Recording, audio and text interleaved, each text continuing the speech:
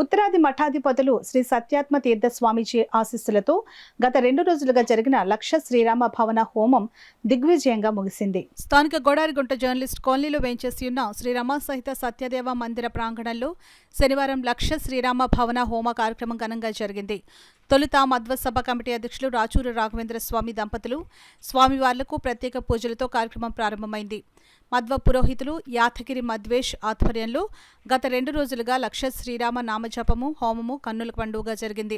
కార్యక్రమంలో మధ్వసభ కమిటీ ఉపాధ్యక్షులు తాడూరి రంగారావు, కార్యదర్శి కోపెల్లె శేషగిరిరావు, సంయుక్త కార్యదర్శి డాక్టర్ యాదగిరి పరశురం, కార్యవర్గ సభ్యులు రాచూరి శేషగిరిరావు, జాగీర్దార్ ప్రేమ్ కుమార్, ఉదయగిరి శేషగిరిరావు, టంకసాల సత్యనారాయణమూర్తి, ఓఎన్జీసీ మురళి శ్రీనివాసరావు, రాజమండ్రి వాస్తవ్యులు ప్రముఖ న్యాయవాది జ్ఞాపతి రవీంద్ర, వేకోంబరావు, మధ్వసభ పరశురామాచార్, దాస సాహిత్య కమిటీ ప్రతినిధి మనోజ్ఞతో పాటు అధిక సంఖ్యలో మధ్వ గృహస్థులు పాల్గొన్నారు. సత్యాత్మతీర్థ శ్రీపాదుల వారి యొక్క ఆజ్ఞానుసారంగా భక్తులందరూ మాధ్వ గృహస్థులందరూ కూడా ఈ యొక్క హోమంలో పాల్గొని లక్ష రామనామ హోమాన్ని ఉదయం 10 గంటల నుండి జరుగుతూ ఉన్నది.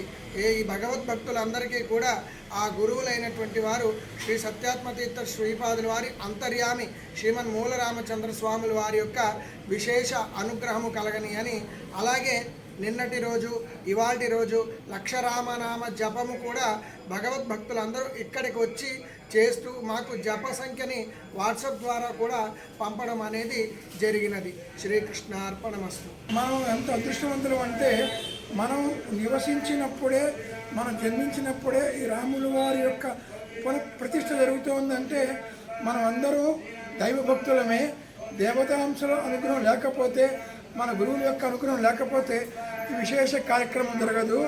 అంతేకాకుండా శ్రీ ఉడిపి స్వామీజీ వారి స్వీయ పర్యవేక్షణలో శ్రీ రాముల వారి ప్రతిష్ట అయోధ్యలో జరుగుతోంది. అది కూడా మన మహాభాగ్యము. అలాగే మా స్వామీజీ వారు రాముల వారికి ఇటీవల బంగారు ఖడ్గాన్ని కూడా సమర్పించారు. ఆయనకి స్వర్ణోత్సవ వేడుక సందర్భంగా విశేష కార్యక్రమాలను జరిపించడంలో మేము భాగస్వామి ఉండడం మా అదృష్టంగా